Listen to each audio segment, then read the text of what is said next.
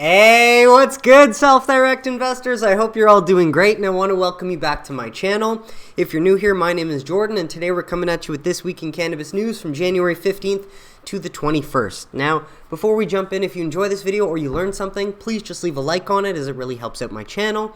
And of course, if you want to learn how to take advantage of this generational investment opportunity, subscribe below so that you don't miss any future videos, and then there's plenty of content for you to go back, rewatch, and educate yourself with. Try to think of these videos as a time capsule. I've tried to put all the news and facts in one place so you can watch episodes over time to learn about the evolution of the US cannabis industry, identify top US MSOs that you keep seeing pop up that you think will be worth a lot more in the future than they are now, based on their current market caps and the growth potential from new markets turning on, and take advantage whenever you feel ready, if you wish to do so, of course, pending whatever incremental reform we're supposed to get from now until the 2024 election. And so despite the lack of follow-up news this week, to piggyback off of the big announcement we got 2 Fridays ago where HHS released the document and officially confirmed that they're recommending moving cannabis to Schedule 3, and albeit we got that news delivered late Friday night, so you know every mainstream outlet was trying to bury that story, I think we finished off this past week as strong as we possibly could have, and I'm also just very happy to share that on Thursday, I sent 1,000 into my TFSA,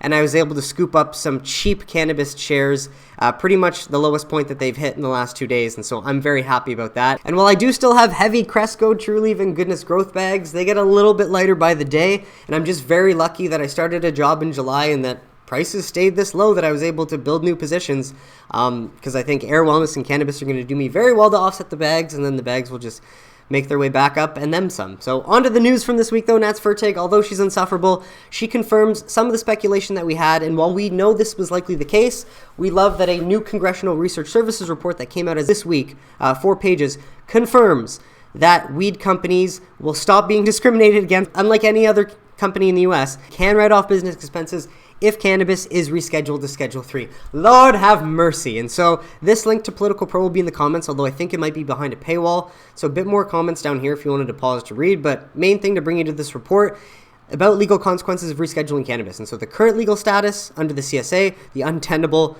ridiculous status quo, pause to read, that discriminates against only cannabis businesses and cannabis consumers, unfortunately, while legal consequences if cannabis moved to Schedule 3.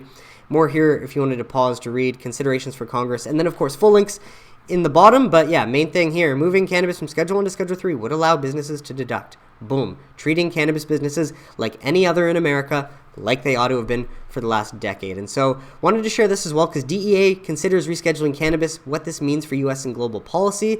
And so there's a lot in here if you wanted to grab the link and go through it.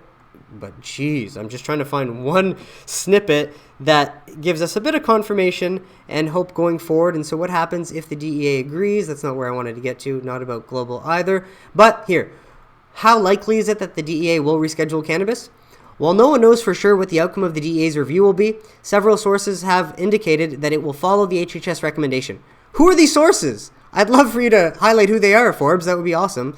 Of which the U.S. Food and Drug Administration and the U.S. NIDA are said to be in agreement with. And so found that interesting. You can pause to read a little bit more here, but just wanted to highlight that main snippet as it confirms some sources are saying DEA is not going to go against what HHS wants and will likely, agree with them and give us all what we're asking for. And the main thing as well is that HHS document, if you read through it a bit further, FDA officials recommend reclassifying cannabis in that document. Hard to believe that the DEA is going to go against the rest of the agencies in the Biden administration, especially when they need a political victory so badly. So you can pause to read if you're interested, but again, highlighting mostly what was said in the HHS document, while from JDSupra, DEA is going to have a hard time fighting cannabis rescheduling. No doubt. This is from a law publication, and so a drier read, but probably more accurate than anything you're going to get in the mainstream. But it really just goes over the document that I covered last week. And so link is here in the comments for a more legal perspective on the situation. And so with that, wanted to share this pathetic example of propaganda from Axios. Jason Millman, shame on you for being part of the problem. Let's take a look at what your face looks like, because I have a feeling I'm not going to like it. Healthcare editor. You don't even put your face here. Wow, you must be so proud of your work. And so why I want to harp on this loser, weed could offer medical benefits. You fucking clown. Your government just admitted it does. Like, why can't you just write a factual, accurate title? Clown, less risky than some drugs. Federal review. And so yes, the good news is that all of this is out. Now, these are just his points in snippet form. What they found, and notice how they don't look at any of the real medical benefits. They focus on, still there is clear evidence cannabis abuse produces harmful consequences. Like what? I use it every day, and the less I think about cannabis ruining my life and the more I just use it in moderation, my life gets better. And I know I'm not the only one, right? I can't be the only one. Second, he tries to say there's some credible scientific support for cannabis as treatment for all of this, when it's like, no, dude, there's a lot of credible scientific support. You just don't have the balls to go look for it yourself or know that it exists because you're not paid to actually just do that research. While federal scientists didn't identify safety concerns, we can't study the effects in humans at a large scale yet because of the Schedule 1, which you're helping prop up with your propaganda. And so, sure, cannabis can produce different psychological and physical effects on certain people, hence why it's not for everybody. And if you legalize it, not everyone's going to just start consuming cannabis. And he says, yes, but some drug experts, these people are not to be trusted, said the scientific evidence for cannabis as a medicine isn't strong, and they note that increasingly strong products have been tied to high rates of psychosis. And if anyone's actually looked at the studies, this is bullshit. So fuck you, Jason Millman. But what's good, and I can say out of this article, the whole reason I shared it, is that the DEA in the coming months, so a new timeline, again, we don't know, sooner would be greater than later, is expected to announce a decision on cannabis rescheduling, which could be a boon for the industry that's struggled to do business with banks because of federal restrictions. That's been an industry that's been discriminated against unlike any other American industry. And when you put that front and center, hopefully it might wake people up and make them realize, but anyways, and wanted to just share this on top of that. Screenshot of letter from National Association of Attorneys General in support of medical cannabis from 41 years ago, right? You cannot make this shit up. State Attorneys General support medical use of cannabis from 83. There's been studies over the century highlighting that there are no real negative effects that we could find that all the government has been looking for. And the reality is, fortunately, coming to fruition. So Cannabis and Cannabinoid Research Journal, just to highlight the top 10 downloads of 2023 for anyone that is interested or hasn't looked at the science themselves. This link will be in the comments if you want to go through that, but essentially you can get the titles of any of them that you're interested in looking into. Well, to counter that shitty Axios article, I wanted to share this Reason.com one because this is real journalism. So props to Jacob Sullum. Let's see if he has the balls to post his own photo and is, proud enough of his work to do so. But yeah, the newly unveiled HHS rationale. Oh no, it's behind a paywall. For rescheduling, cannabis underlines drug warriors' dishonesty. And so, you can even just tell by that title, someone is trying to do some actual journalism and digging and pointing out, what's wrong about the current situation and why it needs to change. And yay, it's not behind a paywall. But the points about cannabis's risks and benefits that the department now concedes were clear long before August. And this looks like it was written before August, doesn't it? And so actually, let's just check. Does he? He does have the balls to put his face because he seems like, based on his writing, he's actually capable of doing journalism. So good job, Jacob Sullum. We need more like you out there. And so just, you can read the first bit and highlight all the detail that's actually added in here. And so I'm not going to spend too much time on it as I've covered this mostly last week, but link in the comments if you wanted to go through and at least read the accurate reporting that Jason had to comment on that. So just to round off all of this, because it's still speculation, but the main thing is all signs point to the DEA agreeing when they finally make an announcement. So from Jesse Redmond, it would be wild to see the head of DEA go against all of the momentum that's building up, as I've said this already. Apparently, a poll was recently conducted and showed that 58% of likely voters favor loosening federal laws and just 19% oppose it. And so obviously, I'm not getting into this article because it's sort of just common sense. I'll share the link in the comments, no doubt. As this came out from Marijuana Moment, Biden stands to gain double-digit political support if cannabis is rescheduled. Poll of likely voters shows. I don't think it's really going to make that much of a difference, but it's certainly going to make him slightly more popular than his dismal approval rating now. And so we'll have to wait and see. But on to the studies, just to again highlight that the prohibitionists are wrong, and a lot of the propaganda is exactly that propaganda. As CDC finds, youth cannabis use fell in Washington state's largest county after adult use legalization. And this is fresh off the press. 1 hour ago, another study highlighting that youth use goes down after legalization. Now, I've spent a lot of time going over studies like this, so I'm trying not to make my videos too long. I invite you to pause to read the details. Otherwise, grab the link in the comments. But just more data pointing out what we already know. While from this one, American Nurses Association cheering on the federal agency's cannabis rescheduling recommendation. Yay, American nurses. Thank you for having a head on your shoulders and realizing the medical benefits of cannabis. And so again, this was Marijuana Moment. And yes, they applaud the announcement. The professional association represents more than 5 million registered nurses across the country, has been pushing since 2021 to reclassify. Sure, they, are more empathetic with patients and probably hear that cannabis helps a lot of them versus doctors that, again, are more pill pushers than experts in human biology or health or anything like that, right? So full link in the comments. On top of, just data that anyone in the right mind also can't ignore. My computer's extra slow today, but from SAM, Smart Approaches to Cannabis, the bullshit propagandist fake science organization paid to try and keep the status quo the way it is. And they think they're smart until Eric Rattle snaps back with the reality that, holy shit, 250,000 people die from alcohol-related deaths in the US every single year. You think they'd want to push a gene therapy for alcohol addiction at this point, right? But how do you ignore this? How do people not bat an eye? And I'm not saying we need to prohibit alcohol, but one thing that would save a lot of lives, and if any politician cared about public health, it would be putting a bit more restrictions on the ease of access or drunk driving, right? As plant medicine isn't a health problem that requires our focus, not at all.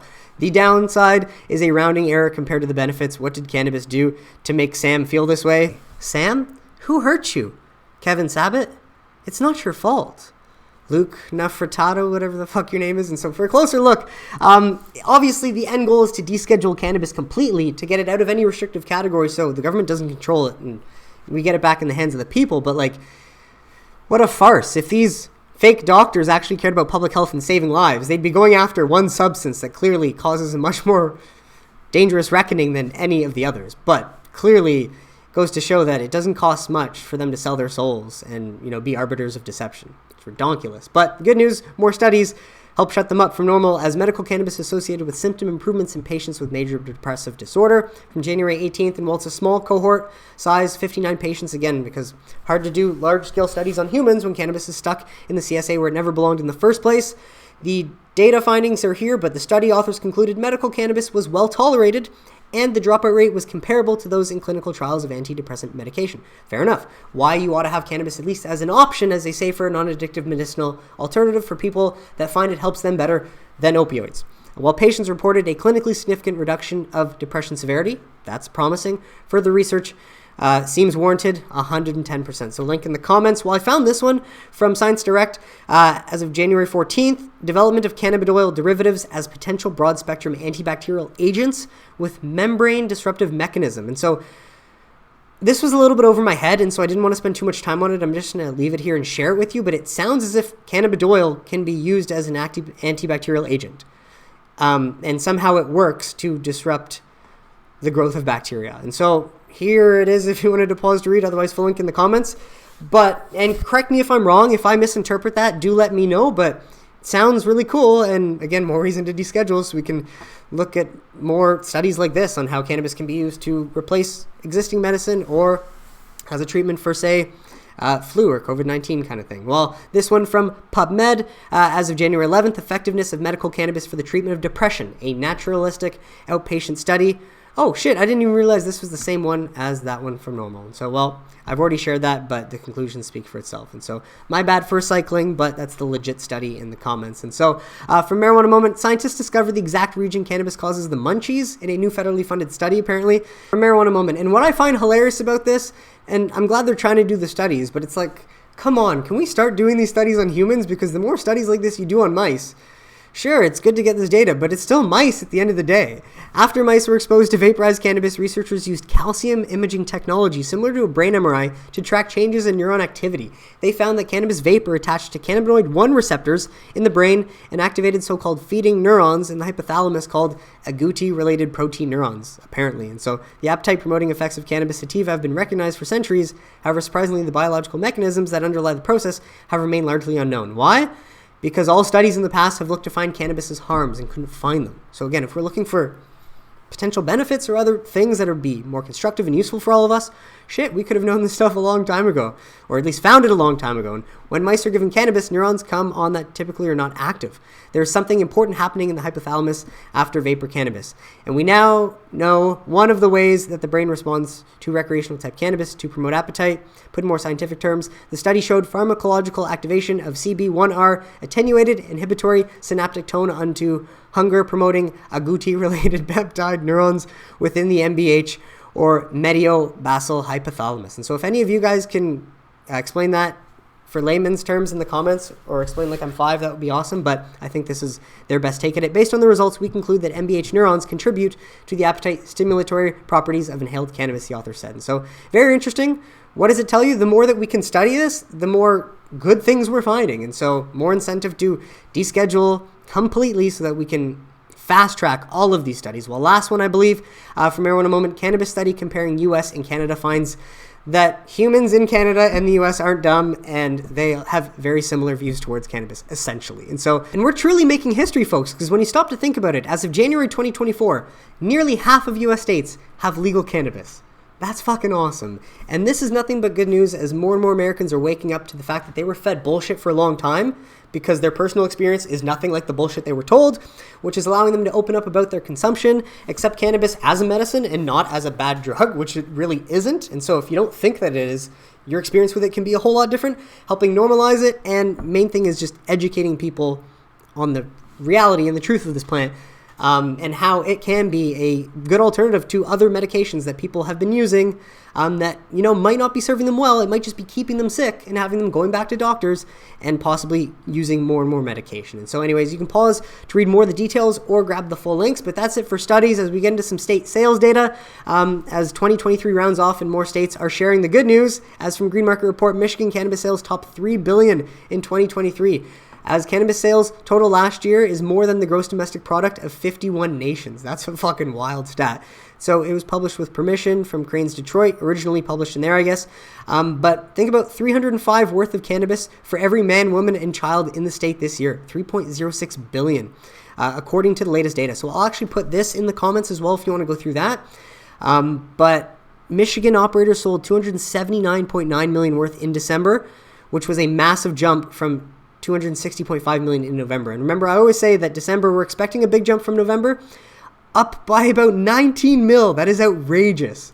And so I wonder what the cost for consumer is and how cheap, and how big of a role that plays in encouraging more Michiganders or people from Michigan to spend for cannabis. But either way, man, this is awesome. Read it and weep, folks. So pause to read the rest if you're interested. Otherwise, full link in the comments. But yeah, it's a bit of a longer one. You can scroll down or pause there. Well, from Maryland, cannabis sales near 800 million in 6 months. I believe that they started in July, and so if this is any consolidation of what other states can do. From January 16, flower, the most popular in the state, reported this month. So this link I will put in the comments as well if you want to go to the raw sales data from Maryland. July 1 to December 31 hit 796.3 million, including 331.7 mil from rec and 464.4 mil from medical. And I do wonder how many dispensaries. That was my last question. 96. So imagine that. 800 mil from 96 dispensaries. Incredible. And so once you loosen this bottleneck too and open more dispensaries and have more legal outlets, that's just going to be more legal dollars going back into the legal economy where it ought to go, as opposed to any black market where who knows where those resources are being spent or being pushed or funneled, right? And so from NJ Biz, CRC clears cannabis consumption lounge rules, updated as of January 18th. And so apparently customers at dispensaries in New Jersey will soon have the option to consume cannabis on site, which is awesome. Good to see New Jersey relaxing some rules. So more here if you wanted to pause to read about the regulations. But from my understanding, there's no timeline on when licenses will be accepted. So yeah, details on how to apply for license will be released soon. And so still very early. They're not accepting applications for that yet. But like bars, we ought to have cannabis consumption lounges, and New Jersey is not wasting any time, which we love to see. Well, from Minnesota, Marijuana Moment, cannabis regulators recommend fixes to legalization law. Seems like they want to launch a commercial market sooner than later to compete with the fake cannabis, THC, Delta, whatever that's being sold in drinks. to speed up the licensing and open minimum of 381 retailers. Imagine Minnesota having 381 stores and how much more they'll sell versus Maryland crushing it with just 96 dispensaries. And the one thing I don't know offhand, maybe I should go back and try and pull it up, but how many dispensaries Michigan has offhand?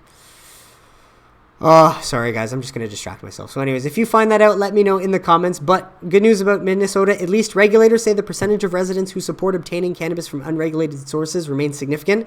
And of course, that's going to be the case if you can get the fake stuff, and that's considered from unregulated sources versus being able to buy it through a commercial not state-run, but a commercial legal cannabis market.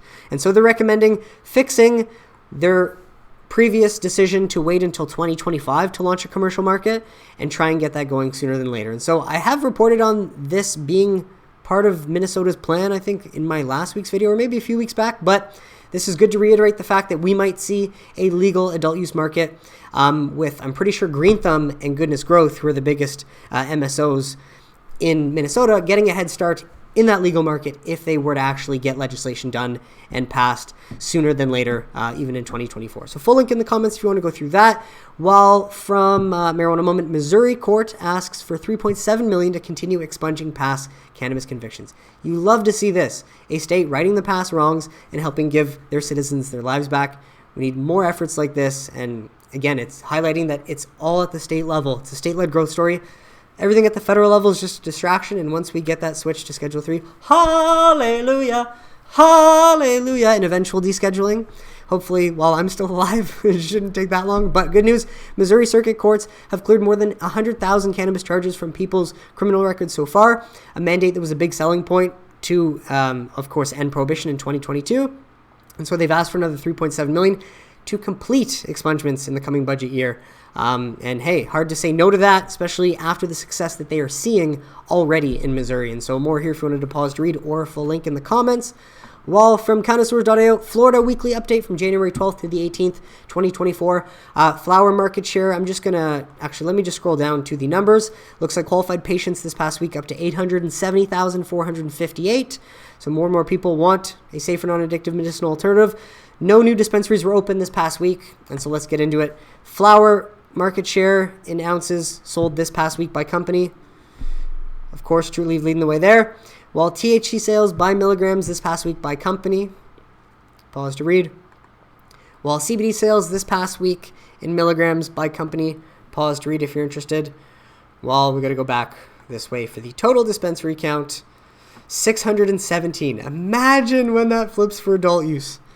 Oh, that's going to be sick. Last state update out of New York. Oh yeah, the joke that continues to write itself from Marijuana Moment. New York governor proposes repealing cannabis potency tax to reduce costs and combat illicit market. Yeah, that could be one way to help the maybe 40 legal stores you have try and compete with the thousands of illicit outlets that you propagated. But what's even funnier is that this dumb socialist with her blinders on thinks that reducing tax from 38% to 22% after getting rid of this potential 9% tax is going to make a big difference. No, you want to get that tax all the way down to like 5% or less, but that's not going to help fill your pockets, Hocho, right? And so this just begs the question, does their 2025 fiscal year happen to start in 2024? And if so, what month? Because I don't know. I didn't do that research, but it would be nice. And it's also a wholesale excise tax, it seems like. Holy shit, man. New York, what a terrible market to be an operator in. Imagine being in New York, just like the people in charge think that they're God's gift to you. And man, how much better and different your life would be if you were just in any other state taking on this opportunity. And so main thing, don't know when this will go into effect, probably 2025. And so if you happen to know when New York's 2025 fiscal year starts, what month in 2024 or 2025, please let us know in the comments. But yeah, full link will be in the comments. But with that, some good news at least for MSOs in New York, Cannabis Business Times, or is it? Curaleaf receives approval to begin adult use sales in New York, making them the first of any of the bigger MSOs, from my understanding, to actually open up a dispensary for adult use and not just wholesale to other existing dispensaries.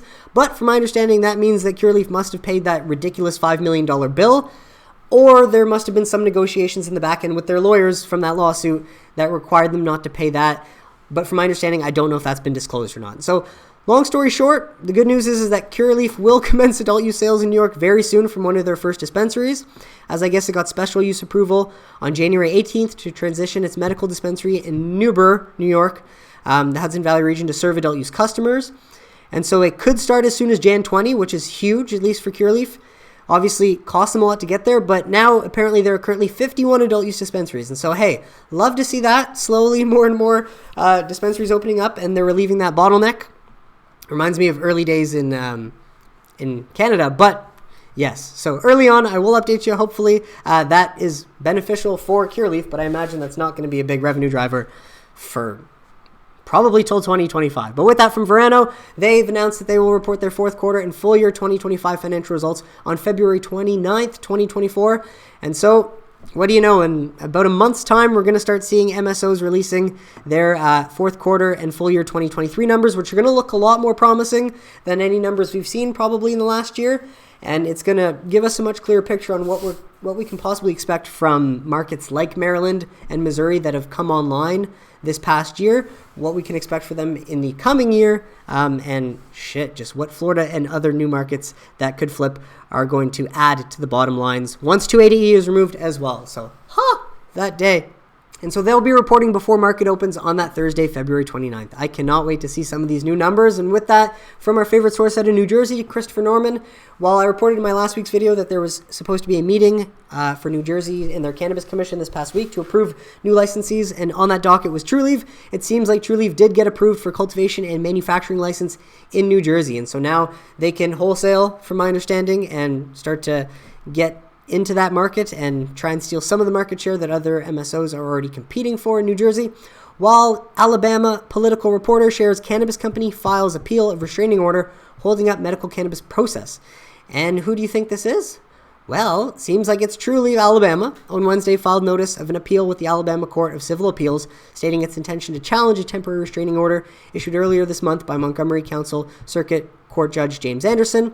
And the restraining order has put a halt on the Alabama Medical Cannabis Commission's licensing process, preventing it from completing the licensing process. And so, love this, Trulieve, fighting back and saying, hey, you guys can't do this. The people of Alabama need access to a safer, non-addictive medicinal alternative, and you're the ones blocking them from getting that. And so stop your shenanigans, stop being anti-American, and let the show go on.